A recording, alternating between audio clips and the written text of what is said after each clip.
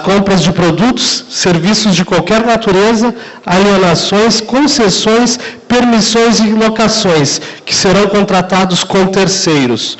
Ou seja,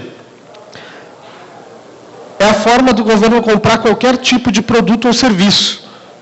Ele vai ter que se enquadrar numa licitação, selecionando a proposta mais vantajosa. Selecionando a proposta mais vantajosa não quer dizer que ele tenha que comprar qualquer produto colocado no mercado, pegando como nível o preço, ou balizando por preço. Isso significa mais vantajosa perante o que ele precisa dentro de um termo de referência, que é o que cabe a nós, listantes, revendas, a mostrar para o órgão que tem qualidade e o que não tem. O órgão público nada mais é do que um cliente corporativo também em suas necessidades. Então, ele compra o que é bom, ele não compra só o que é ruim. Muitas vezes, ele não sabe especificar isso para ser colocado num termo de referência do edital. Para o órgão público comprar uma simples caneta, não basta escrever caneta, ele tem que fazer a especificação daquele objeto. Uma caneta sextavada, que tem um orifício para alívio da pressão. É dessa forma que ele consegue comprar uma BIC. Então, a gente tem que colocar o que o órgão também tem que saber, ou seja, a gente faz mais um papel de consultor do que de vendedor. Órgãos públicos, muitas vezes, têm projeto de compra de um produto lá na frente. Vamos supor uma impressora não fiscal. Ele vai para a internet se ele não tem um apoio. Indo pela internet, ele está ferindo um princípio contra ele mesmo, porque ele já está direcionando para um fabricante ali. Agora, se a gente mostra para ele 2 ou 3 modelos que mais se adequem à necessidade dele, ele vai saber especificar o produto conforme a sua necessidade. E isso não é ilegal, isso é muito legal. E isso faz com que vocês também consigam estabelecer um nível de qualidade mínima de compra para aquele órgão. E ele vai estar sabendo desde o início como responder os questionamentos que venham de outros listantes que não têm a mesma qualidade de produto, que muitas vezes querem puxar nosso tapete, né? Amparo legal. Toda e qualquer licitação ela está amparada pela Constituição Federal, no artigo 22, artigo 37 e artigo 175. Eu vou explicar um pouquinho de cada um para vocês saberem o que a gente tem de direito como fornecedor, de dever, e que o órgão tem também de direito e dever como cliente. No artigo 22 da Constituição Federal, diz o quê? Que compete privativamente à União legislar sobre normas gerais de licitação e contratação, em todas as modalidades para administração pública direta e indireta, incluídas as fundações instituídas e mantidas pelo poder público, nas diversas esferas de governo, e empresas sob seu controle.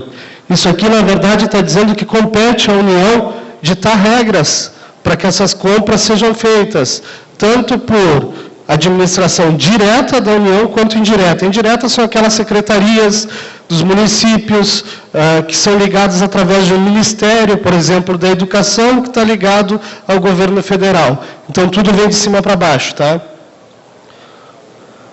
Artigo 37. A administração pública direta e indireta ou fundacional de qualquer um dos poderes da União, dos Estados, do Distrito Federal e dos municípios obedecerá aos princípios de legalidade, impessoalidade, moralidade, publicidade e também ao seguinte: ressalvados os casos especificados na legislação, as obras, serviços, compras e alienações serão contratados mediante processo de licitação pública, que assegure igualdade de condições a todos os concorrentes, com cláusulas que estabeleçam obrigações de pagamento, mantidas as condições efetivas da proposta, nos termos da lei, o qual somente permitirá as exigências de qualificação técnica e econômica indispensáveis à garantia do cumprimento das obrigações. Muita gente tem medo de vender para o governo por achar que o governo é mal pagador. O governo muitas vezes não é mal pagador. Mal pagador é o servidor que está respondendo por trás. E ele pode ser penalizado, sim, perante o que a lei, os decretos vigentes, a Constituição e a legislação mostra como ele deve fazer. Todo e qualquer órgão público tem uma obrigação de pagar, no mínimo em 30 dias, qualquer fornecimento. Caso ele não pague, cabe a nós saber quais incisos, quais artigos, quais parágrafos a gente tem dentro da lei e dentro dos decretos que regiram aquela licitação. E a gente pode cobrar isso através de uma denúncia ao Ministério Público. Então, assim, o governo não é mal pagador. O que ele faz normalmente é atrasar contas. Cabe a nós saber um pouquinho como cobrar isso através de uma esfera superior, tá? Então, assim, todo o trabalho desenvolvido dentro da esfera governamental com apoio ao órgão público, é muito difícil de não ter dívidas saldadas, tá? Nesses casos, o órgão te enxerga como um consultor de solução e não como um mero fornecedor de suprimentos, que é normalmente onde acontecem os atrasos nos pagamentos. No nosso segmento não entra muito porque a gente lida muito com informática ou automação. Isso acontece muito no fornecimento de combustíveis, de alimentos não perecíveis e tudo mais. Normalmente dentro da informática não é muito tratado dessa forma porque são equipamentos e bens permanentes.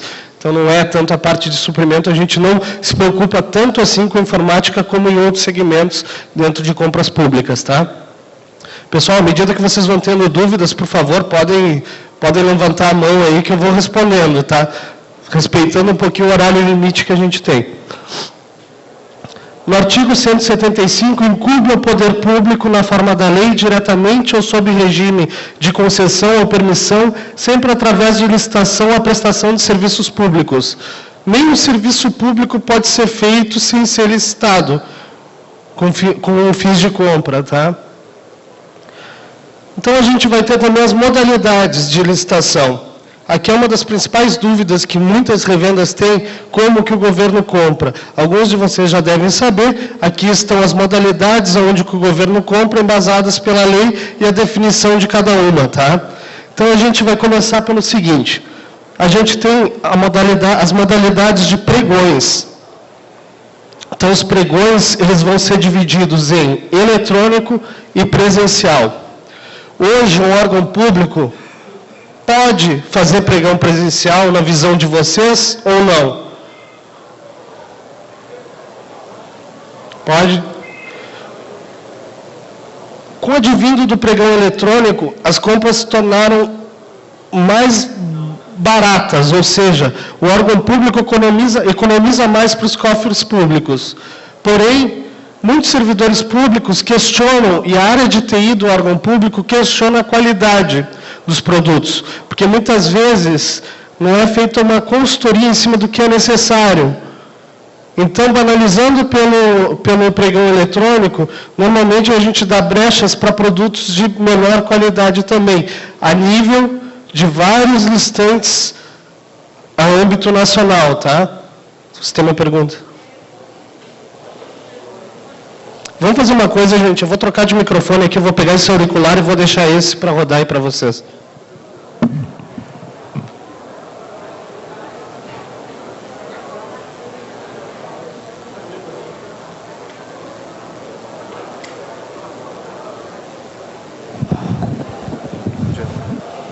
Leva lá para ela.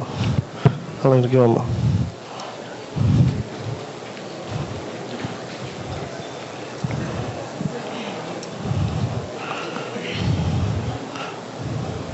Pode fazer a tua pergunta. Eu queria fazer uma pergunta.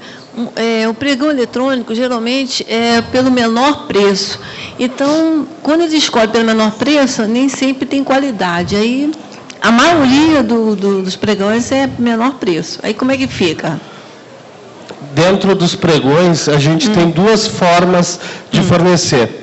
Ou acatar o que ele está dizendo e buscar o menor preço, mesmo que não tenha qualidade, ou tentar mostrar para o órgão público que aquele produto não vai se adequar à necessidade dele. Isso em forma de quê? Depois que o edital sai, a gente tem um prazo, até 3 dias antes do acontecimento, para fazer o questionamento e uma impugnação. Trabalhar não. Essa altura do campeonato, ao meu ver, já não se pode mais trabalhar. Não, avaliar. A gente pode fazer um questionamento. O questionamento sendo acatado, ele é alterado A especificação pode ser alterada e ela deve ser comunicada para todos os licitantes que fizeram cadastro para aquisição